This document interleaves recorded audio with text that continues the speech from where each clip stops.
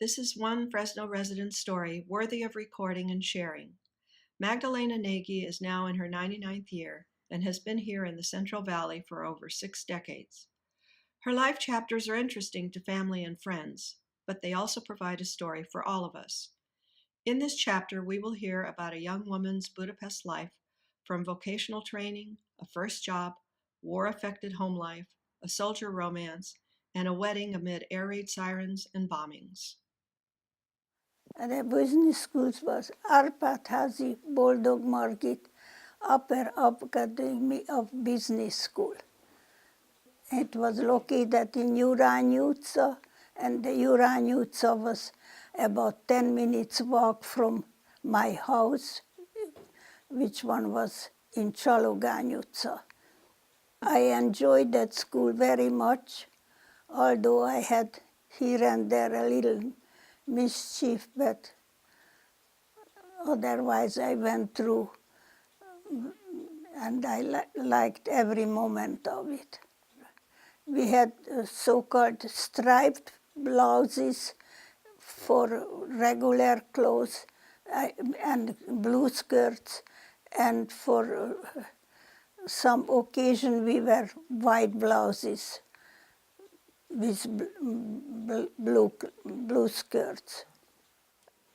At morning at 8 o'clock sharp we supposed to be in school, and I was always punctual, and that was always so good because right away I sit in my bank and name next to Arany Baba, and then we had a little chit-chat until the teacher came in, and we had a Hungarian poetry lesson, and then she explained about some poets, and we had to listen, and sometimes she called out, and then we had to answer it, and then she gave us what is the homework and what kind of book we're supposed to read, and have to make an essay about it by the 2 or 3 weeks later. Then we had a 10 minutes break, and then we had to walk on the corridor, inside the corridor, and then was either math or physics or some other class until 1 o'clock, and 1 o'clock was the school over, and then we went home. And it was Monday to Friday, and also 4 hours on Saturdays. Typing, and I learned shorthand. And those were my sad subject because I was not fast enough.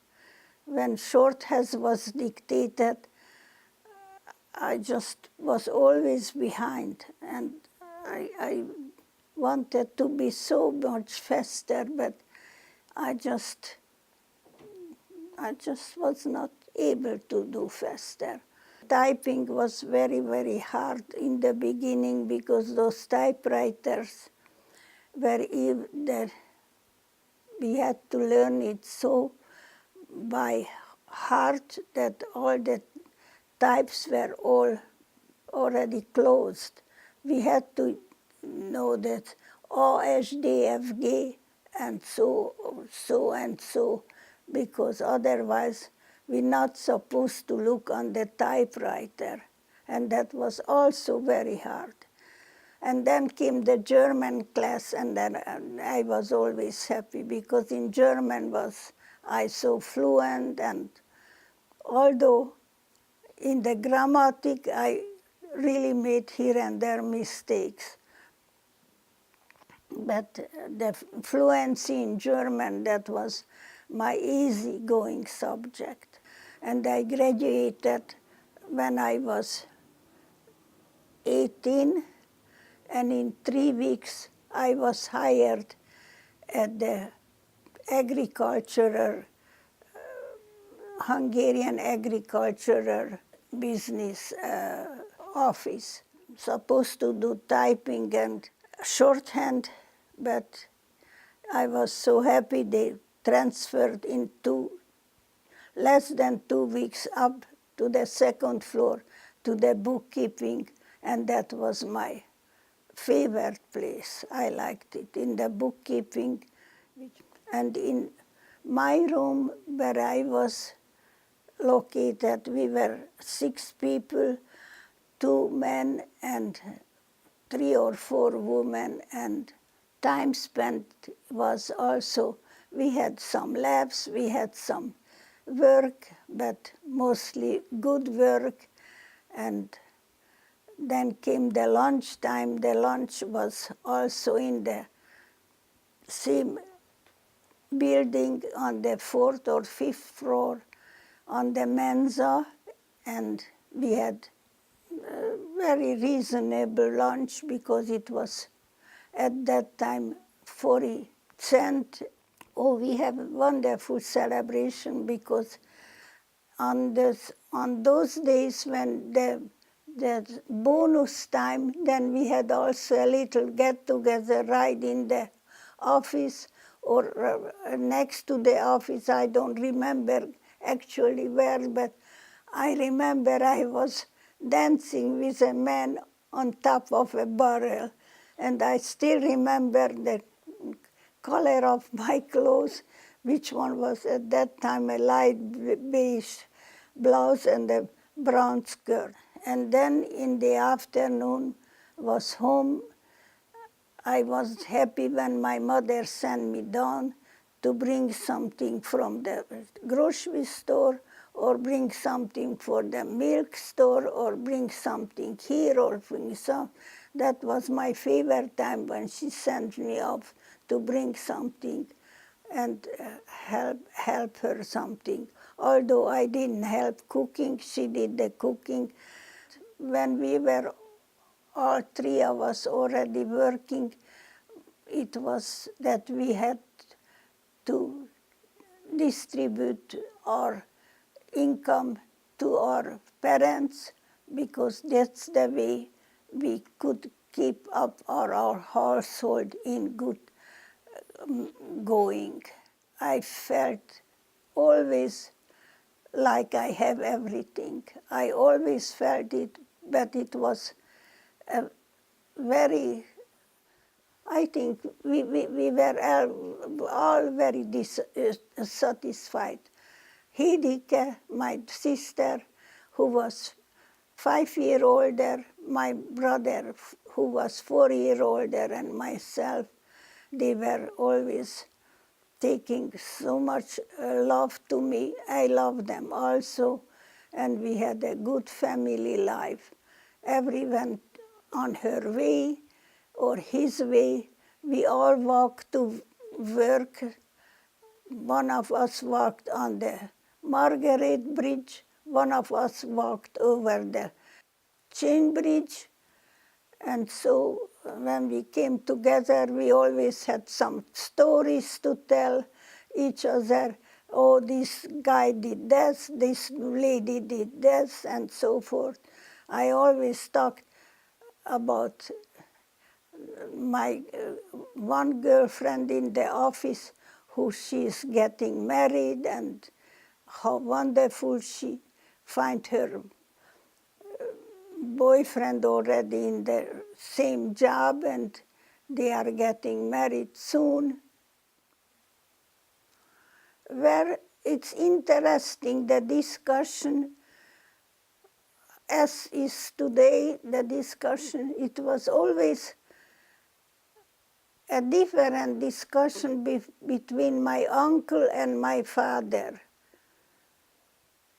As I think now, today, my uncle could see much more further and could predict so much things in advance. And my father said, no, no, that will just be all right. That will be so all right. Yes, they talked about the war. And I think my uncle was against it and my father was more on the German side. And And my uncle was, no, that doesn't look good, something like this. But really I was, let me see, I was too young and too much involved in at that time in sport. I was happy when I went to the club to play basketball. Even if we couldn't go to Florence, we kept on doing basketball, you know, because that's where I remember I really met Louis.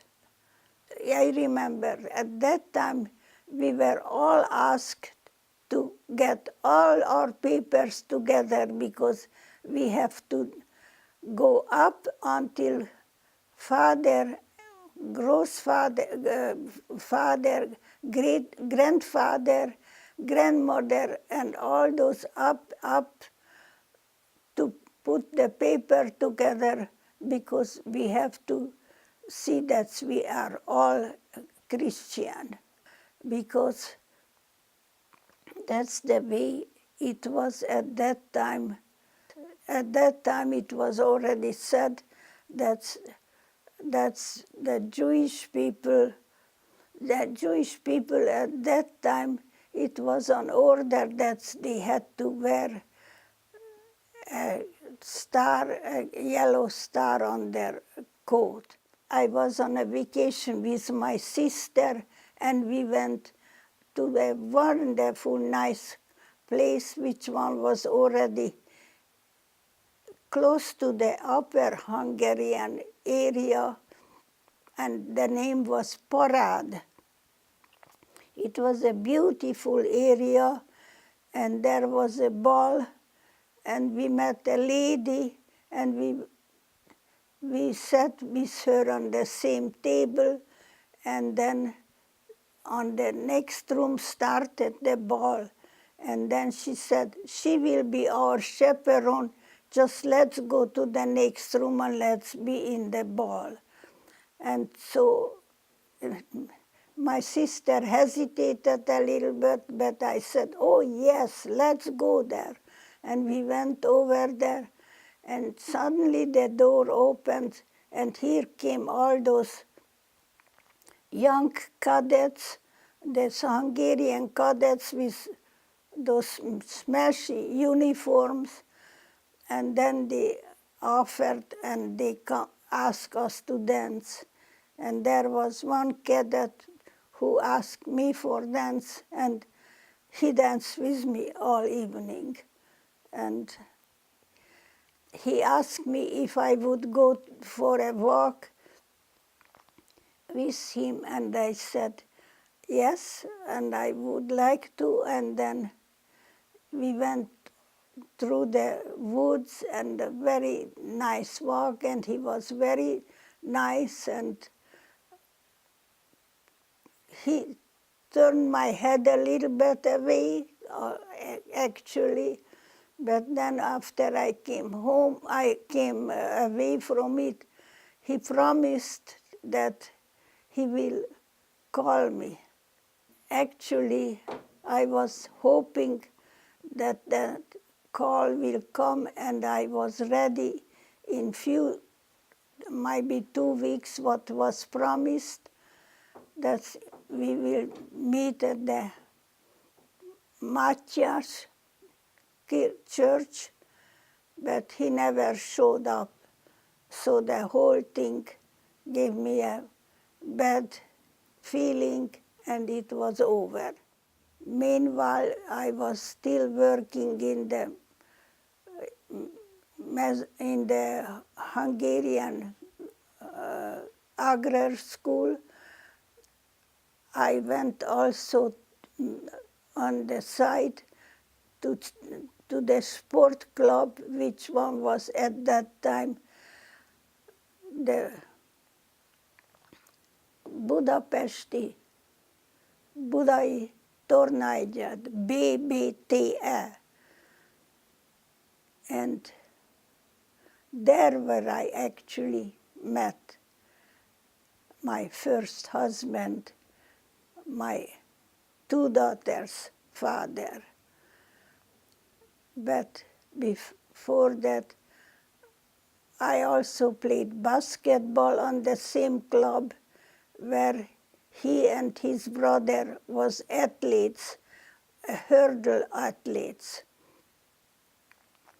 And it was at that time that I could go with the basketball group to Florence, and we already had such a nice uniform, and the basketball, I was already a substitute, but I was already have the plane that it can go, and in last moment it was crashed because the plane were so heavily bombing already in that area and in our area.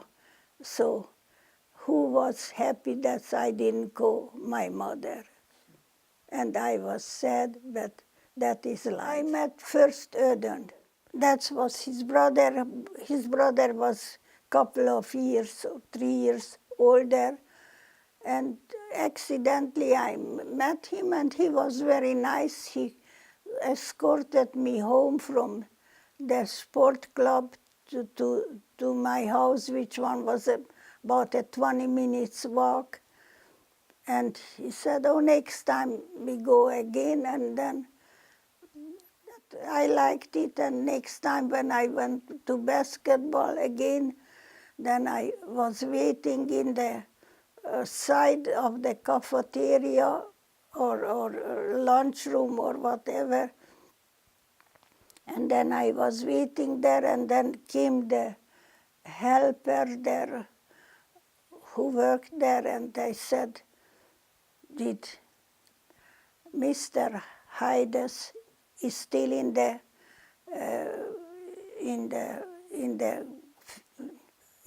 gym? No, no. He just stepped out the window, which one was very close to the sidewalk. And unfortunately, that didn't give me a good feeling. And suddenly I had some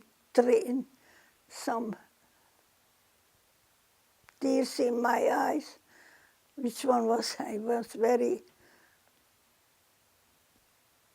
embarrassed about it. And there was the other couple in the cafeteria. They were discus thrower. Oh, they said, please don't worry about him. He's just a show-off guy. Don't you know him? He just like to turn every girl's head away. Don't you know him? I said, no. You are much more smarter if you stick with his brother.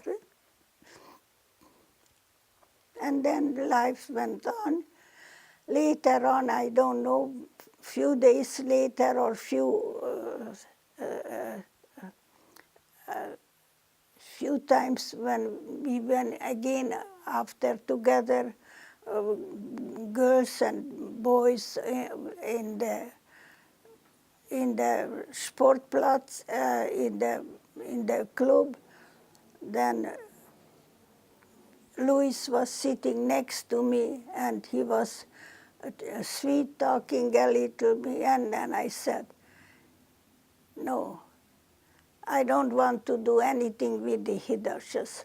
Leave me alone. I don't know how time passed by, but then once he asked me to go to the movies, and we went to the movies, and here he ran into his cousin and his wife, and then he pulled me a little bit closer, and he said, oh, by the way, let me introduce my fiancé. And then their jaw dropped down, and he said, fiancé, are you getting married? And then we left, and that was all. Louis was in the Hungarian army as a sanitate private, and because he also graduated from the same school like I did, but on the also upper Academy of Business. That's what he graduated also.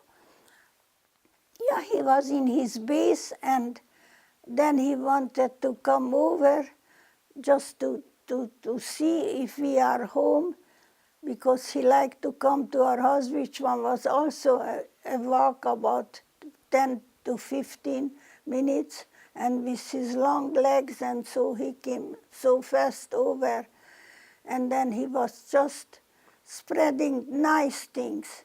He brought some cigarettes to Lottie, he brought some soap to my mother, because certainly at that time, those were all already hard to get. Once Louis and Eden escorted me home, and the door was just closed in front of our nose. The house door. And 10 o'clock is house door closed, and then you have to ring the bell, and then the housemeister comes out, and then you have to pay 10 cents, And the housemeister, her name was Tuline. Tuline. He opens the door, and his jar opened. Magdushka. And then they left, Magdushka. Who are those two beautiful officers?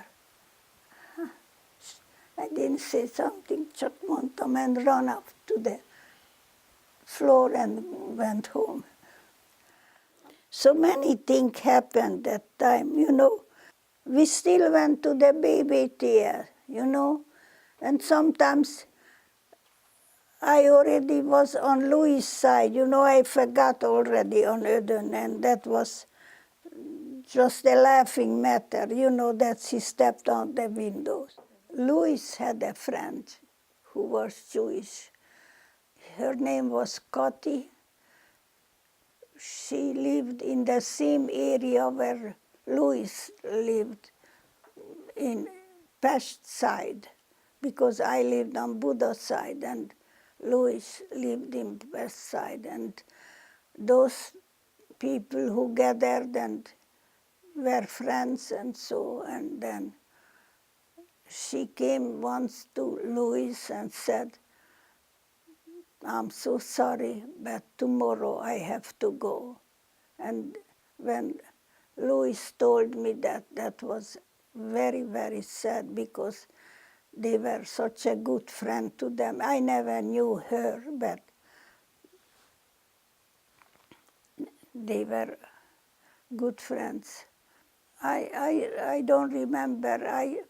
I never made any difference. I think so. I had Jewish friends, but I never ever made any difference. When my life was very dangerous, when the time come closer to the war, and we still had to go back and forth from the office, and at night we had to go to the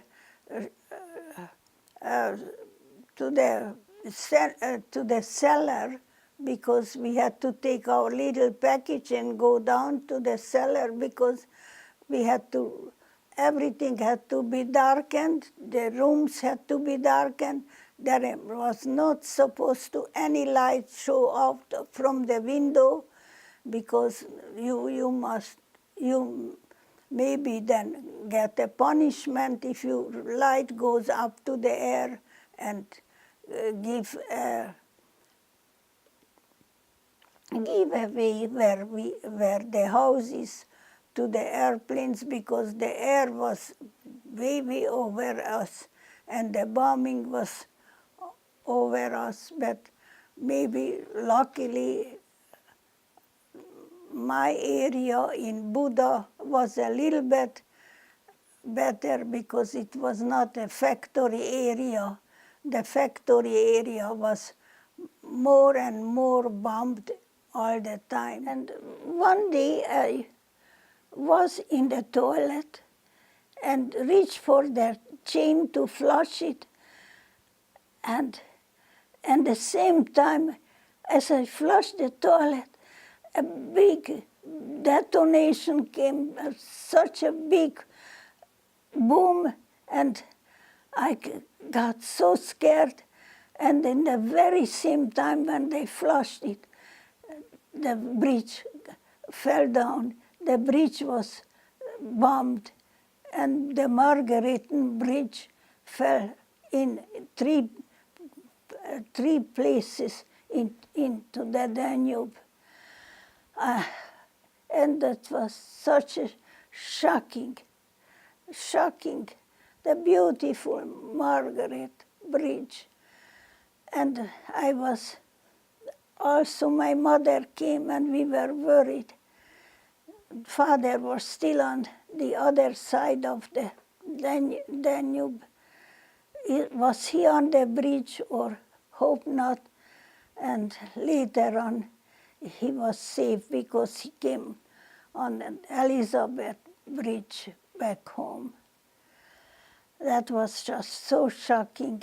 I can still remember today on it. I can never ever forget that. When Louis asked me to marry him, I said, what shall I do? And she said, Dulika, I don't have time. I cannot get away from the military just even a second. So could you do something about it? Yes, I heard about it. If somebody gets married, has the right to go to a jewelry store and see, has the right type of paper, because we were already married in the public. So you bring go with your paper and you said your husband is in the army and we supposed to get a gold ring. And so I went into a jewelry store and asked nicely, here is the paper, can I buy some 2 gold ring because my husband is out and I have to do it instead of him. And he said, what are you thinking? Are you a communist already? We don't give away gold rings. Are you demanding gold from us? And I said, I got really scared and I said, no, I just thought this is the way to do it. And then I left. And then I thought and talked him over, and then we thought we buy a double ring. That's what it called, double. I don't know what it means really. It looks like gold, but it's not gold. But if you show it, then it looks like gold. And that's what we wore, and that's what we were wearing all our life.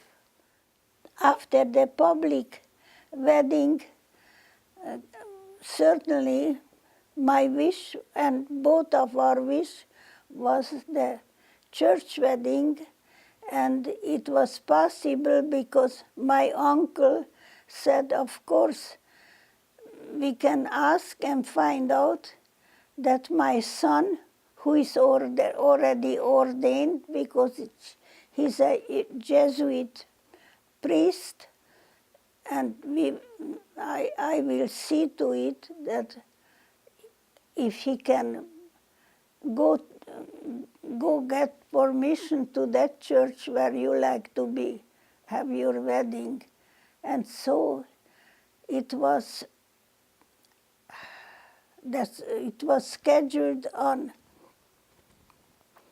a rainy evening, not much later, maybe 2 days or 3 days later after my public wedding. It was scheduled, and 7 o'clock was the time, and certainly the sirens was on, because on the other side of the Danube, which one called Chapel, there is lots of factories, and the siren was on because they were already waiting that some planes are arriving to bomb that area. But on our side it was normally a little bit quiet, so we could walk to church.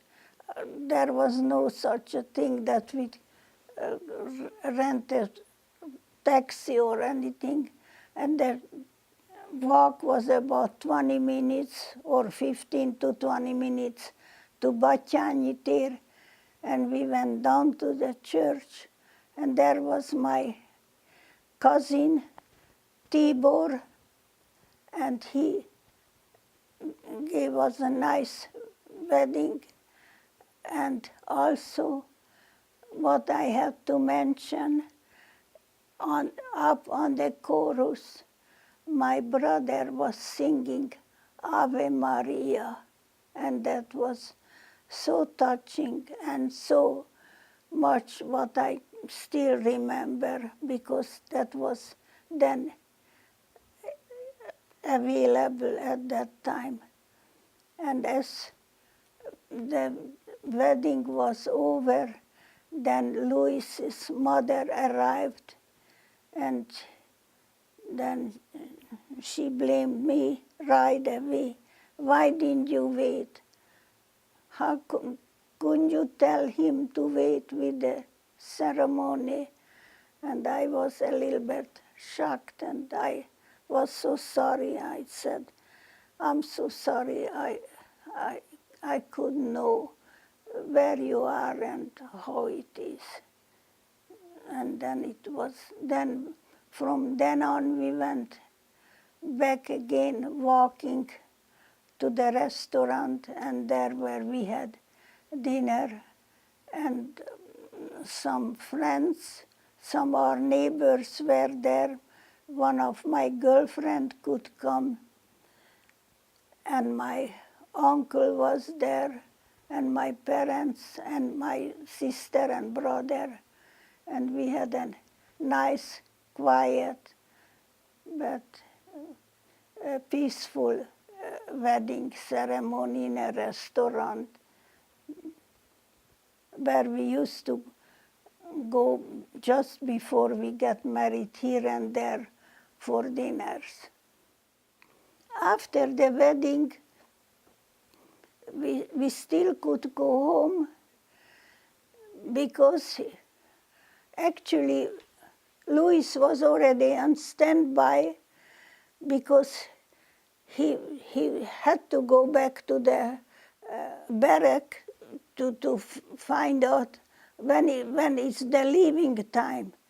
And then they said, either tomorrow or after tomorrow, be prepared, be prepared. So he came home. The barrack was about 10 to 15 minutes walk from our house over a little hill. And